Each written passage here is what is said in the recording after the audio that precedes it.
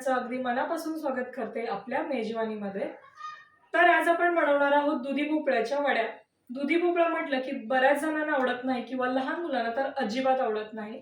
दुधी भोपळा खाण्याचे अनेक फायदे आहेत। प्रत्येक आईला किंवा प्रत्येकाला असं वाटतं की कोणत्या ना कोणत्या पद्धतीने आपण बनवून मुलांना दुधी भोपळा खायला घातलाच पाहिजे। अशा वेळी तुम्ही या वड्या नक्की करून बघा। लहान मुलं तर आवडीने खातीलच, पण सगळ्यांना दुधी भोपळा नक्कीच आवडायला लागेल। चला तर मग आता सुरुवात करूया। तर सगळ्यात आधी इथे आपण छोटंसं वाटण बनवणार आहोत। त्यासाठी इथे मी कोथिंबीर घेतलेली आहे। कोथिंबीर दांड्यासहित घ्यायची। त्यानंतर इथे मी 7 ते 8 हिरव्या मिरच्या घेतलेल्या आहेत। 1 चमचा जिरे घालायचे। साधारण 15 ते 20 मी लसणाच्या पाकळ्या घेतलेल्या आहेत। त्यानंतर याची पेस्ट बनवून घ्यायची। यामध्ये पाणी घालायचं नाही। तुम्ही बघू शकतात याची छान अशी पेस्ट आता बनवून झालेली आहे। इथे मी एक मीडियम साईजचा दुधी भोपळा घेतलेला आहे। दुधी भोपळ्याची आपण पूर्ण साल काढून घेणार आहोत। साल काढून झाल्यानंतर दुधी भोपळा फक्त एकदा चेक करायचा, तो कडू तर नाहीये ना। कडू असेल तर तो दुधी भोपळा घ्यायचा नाही। दुधी भोपळा किसून घेतल्यामुळे तो अजिबात तोंडात लागत नाही, त्यामुळे कोणालाही कळत नाही की यामध्ये दुधी भोपळा आहे आणि तो पिठामध्ये छान मिक्सही होतो। किसणीची जी मीडियम साईज असते त्याच बाजूने आपण दुधी भोपळा किसून घेणार आहोत।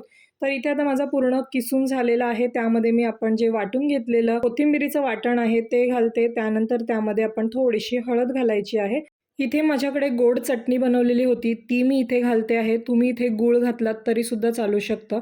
त्यानंतर इथे मी 1 वाटी बाजरीचं पीठ, 1 वाटी चण्याचं पीठ घेतलेलं आहे। 1 वाटी इथे मी नाचणीचं पीठ घालते आहे आणि सगळ्या वाट्या मी सेम घेतलेल्या आहेत। इथे मी अर्धा वाटी गव्हाचं पीठ घालते। गव्हामुळे थोडंसं चिकट होतं, त्यामुळे मी कमी घातलेलं आहे। त्यानंतर चवीनुसार मीठ घालायचं आणि अर्धा लिंबाचा रस पिळून घेतलेला आहे। आता आपण हे सर्व पीठं मिक्स करून घेऊयात। यामध्ये जराही पाणी घालायचं नाहीये, कारण दुधी भोपळा किसल्यामुळे त्याला छान असं पाणी सुटायला लागतं आणि त्याच पाण्यामध्ये आपण हे सर्व पीठ मळून घ्यायचं आहे। तुम्ही बघू शकतात या पद्धतीने आपलं पीठ मळून झालेलं आहे।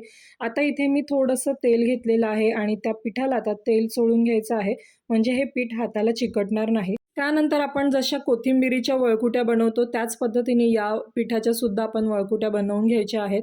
हाताला तेल चोळून घेतल्यामुळे अजिबात हाताला हे पीठ लागत नाही आणि तुम्ही बघू शकतात या पद्धतीने फक्त हाताला हलक्या हाताने आपण गोल शेप द्यायचा आहे आणि याच्या वळकुट्या बनवून घ्यायच्या आहेत।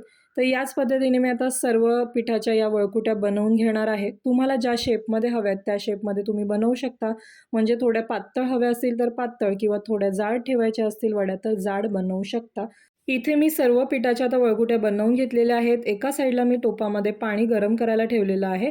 पाणी गरम झाल्यानंतर त्यावरती आपण आता चाळण ठेवणार आहोत आणि जशा आपण वड्या उकडतो त्याच पद्धतीने या वड्यासुद्धा उकडून घ्यायच्या आहेत। साधारण 20 मिनिटं या वड्या उकडायला लागतात। उकडल्यानंतर आपण चेक करूया। तुम्ही बघू शकता हाताला पीठ अजिबात चिकटलेलं नाहीये, म्हणजे आपल्या वड्या व्यवस्थित उकडलेल्या आहेत। त्यानंतर या वड्या व्यवस्थित पूर्णपणे पहिल्या थंड करून घ्यायच्या आहेत। मी इथे थंड करून घेतलेल्या आहेत। वड्या व्यवस्थित थंड करून झाल्यानंतर त्या मी अगदी पूर्ण व्यवस्थित थंड होण्यासाठी फ्रीजमध्ये ठेवल्या होत्या। 1 तासभर फ्रीजमध्ये ठेवल्या, म्हणजे वड्या अगदी व्यवस्थित थंड होतात।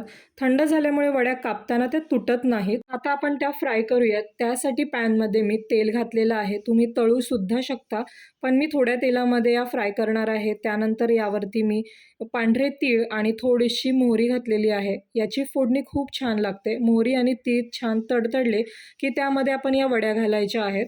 एक बाजू व्यवस्थित भाजली की वड्या पलटून घ्यायच्या आहेत। त्यांना छान असा सोनेरी रंग यायला लागतो आणि खूप छान अशा त्या भाजल्या जातात। त्यानंतर आपण दोन्ही बाजूनी वड्या व्यवस्थित परतून घ्यायच्या आहेत। वड्यांवरती जे पांढरे तीळ आणि मोहरी घातलेली आहे त्याची टेस्ट खूप छान लागते।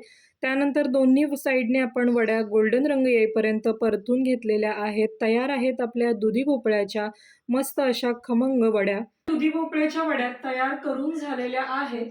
ज्यांना दुधी भोपळा आवडत नाही ते सुद्धा आवडीने खातील। शिवाय या पौष्टिकही आहेत आणि अगदी झटपट होणाऱ्या आहेत।